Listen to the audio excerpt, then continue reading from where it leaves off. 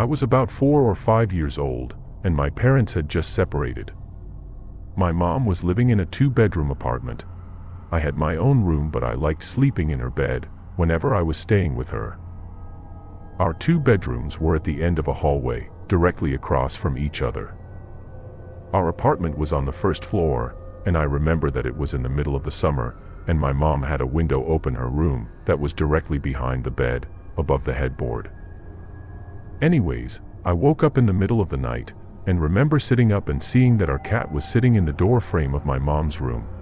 Her door was open and you could partially see into my bedroom. It was strange, because our cat was a huge snuggler and was typically always in bed with us. As I was watching him, he walked into my bedroom and meowed. I turned to face my mom and wake her up. In the 3-4 seconds it took her to wake up and ask me what was wrong, we both looked back up in the door frame and there was a man standing by my open door, making his way out of my bedroom. I still don't know how she managed to do it so quickly, but my mother proceeded to pick me up and literally throw me out of the screen window. Again, we were on the first floor and it was maybe a 3-foot drop to the ground. She quickly followed, and we were able to start screaming for help, and someone called 911. The police came, but didn't see any signs of forced entry. Only that our front door was unlocked, which led them to believe the man must have exited that way. But the strange thing was that my mom swore up and down that she had locked the door that night with the deadbolt and chain lock.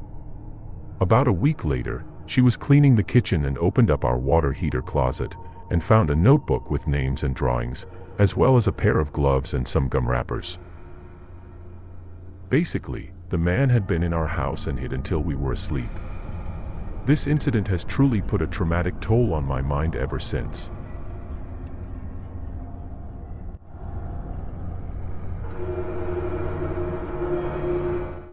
My old roommate's dad was a former naval officer and then FBI agent, 20 years in the Navy and 12 to 15 years or so in the FBI. One of his strangest stories was from his FBI days. Let me paraphrase it for you. A kidnapping case. This girl disappeared from her grandparents' RV, sometime between like 5 p.m. and midnight. They were up front, and the next thing they know, she's gone. She was supposed to be sleeping in the back. One stop at a rest stop, then they were in stop-and-go traffic, so they figure she must have popped out the door at some point. This is near the California and Nevada border. So we meet them, talk to them. This is within about a day or so and the girl's still missing, no sign of her, she was 15. Local PD theory is she ran off, because she's 15 and wants to get away from her lame grandparents for the summer, but there's a busted window so we're treating it like a possible kidnapped person. After a few hours, there's a couple different theories on the case. One is that she ran off, another that she got snatched. Nobody's seen the girl in almost 2 days now, and disappearing in the desert for a young girl is tough. Next thing you know, we get a phone call. Naked girl, lost and confused, picked up by some trucker on a 2-lane road out there called Nipton. Runs into I-15 between Barstow and Vegas, somewhere right near the border. It matched our description. Me and 3 other guys head out there to meet with the sheriff who's got her. Turns out she's our girl, she was fine, no rape, no bruises, no exposure. Nothing, completely healthy, completely fine, even cleaned like she took a shower, won't tell us a damned thing and even doesn't remember a damned thing. According to her, 1 minute she's in the RV, the next she's naked walking down the side of the road in 100-degree heat. We talked to her for 2 hours, while her grandparents headed out to pick her up. In the meantime, we had our social services lady talk to her, but still nothing. I've seen people hiding things, but I know she wasn't hiding anything, she honestly didn't remember. Damnedest thing. Anyway, girl was found, she was fine, so we turned it back over to local PD to figure out what happened, and determine if charges were pressed and all. I kept in touch with a guy I knew there, because I was curious, and we were in a fantasy football league. A few months later, he tells me the parents sent the girl to a therapist to look for repressed memories, to make sure she wasn't raped or something. Therapist says she seems fine, but honestly has no recollection of her time at all, and doesn't think there's any point to delving much further since she has no symptoms, and is largely more confused by the reaction than the event. So to this day, we've got a busted RV window with glass on the inside, likely from a moving RV on a jam-packed freeway, likely in broad or lightly fading sunlight, with zero witnesses. A 15-year-old girl gets out, or is taken out, and is taken somewhere safe nearby for almost 2 days, and then is stripped naked without being touched sexually, cleaned up, and deposited on the side of a separate road a few miles away. She didn't have a drug in her system that we could detect, nor she remembers anything at all. Nobody knows what happened to her clothes or anything. Been almost 20 years since this happened, and I can't figure out what the hell went on with that girl. Still bugs me at night that I have no way to explain it aside from, she lied the whole time, but I know liars and I'd bet money she wasn't lying at all.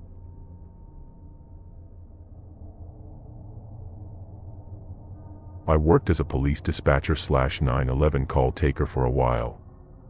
There are many different types of disturbing calls, such as calls from mentally disturbed people and calls that leave you shaking afterward. My most terrifying call was from a guy who was on the verge of committing suicide. I actually don't mind suicide calls because the calls are usually made by friends, family, or after the fact, so you can usually get information and send out the call. However, in this case, the actual guy called. He was extremely high or drunk, sobbing uncontrollably, and was using an old deactivated cell phone, so I could only find the general area of where he was calling from. He had a knife to his throat and was on the roof of a high-rise. I could not get through to him because he was out of his mind and refused to tell me where he was, while crying the whole time. I was on the phone with him for 10 minutes, trying to figure out where he was, and using everything I had in my arsenal to get him to not go through with it. During all this time, I was only able to get his name. He then hung up, but 10 minutes later called back, and I got him again. For the next 20 minutes, it was the same unresponsive threats to kill himself, but I pinged his cell, and saw that he was near some apartment complexes. So I said, fuck it, and sent cruisers to every apartment complex in the area, and told them to find a crying guy with a knife. I was on the phone with this guy for about 20 more minutes, while the cops searched the area, and finally found him hiding under a staircase in an apartment complex with a knife. I found out later they shipped him to a hospital, and that he was fucked up on something. I was shaking afterward, and my next call was from a tow guy, but I could barely type.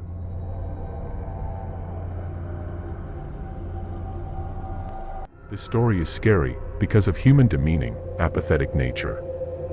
My neighbor at my old apartment was a state park ranger for years, now retired. Apparently, when he first got the job, there was a younger kid who went missing while out on a camping or hiking trip. They organize a huge search of the area, but to no avail. No clues or anything, kid is just missing. A few years go by, and some evidence turns up that wasn't in the direction they originally searched. It was part of his camping equipment. On his off time, my neighbor took to searching the area where it was found, hoping for more clues. Just outside the state park lived a couple in a ramshackle hovel, who were quite reclusive and odd. One day, my neighbor had to talk to them about something unrelated to the missing kid. So he is in their house, which is a mess of junk, no running water, etc. Hard to focus on anything there. While he is talking to this couple, he realizes that the guy's ashtray looks weird. He looks closer and realizes that it's a skull, and it looks small. There's this investigation into the couple, and here is where things get really weird. An investigation shows that they were innocent of killing the kid. He probably died of exposure or dehydration. Apparently this guy came across the body afterwards, and his dogs were after it. When he took the skull, it was really recent after death and apparently was still a head, features, hair, everything. The guy took it, and defleshed the damn thing, and took the top off to use as an ashtray. Apparently, he was well aware there was a then current search for missing child, and could recognize the kid from the pictures, but it never dawned on him or his wife to go to the cops and inform them of the find. He just saw an opportunity for an ashtray. Apparently, he showed them where the remains were, and they scrounged together enough for burial. But kept it quiet, so that the family didn't know some guy put out his cigarettes in their kid's head, for 5 years after letting his dogs eat his remains.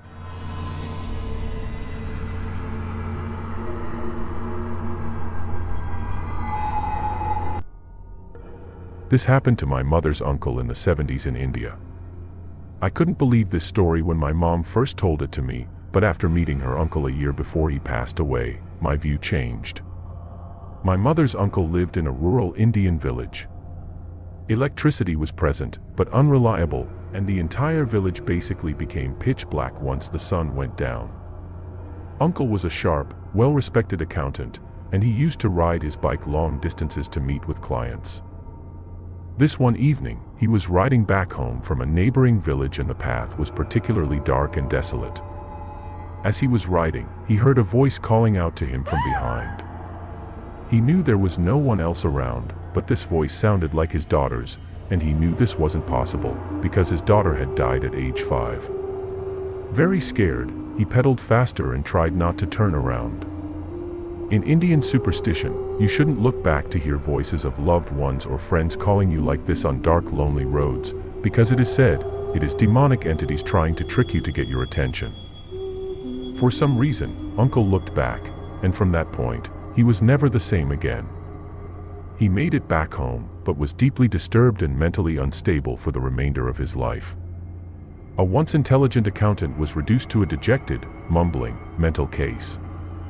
He refused to talk about what he saw to anyone, including me when I met him, and that look in his eyes, when I met him freaks me out till this day.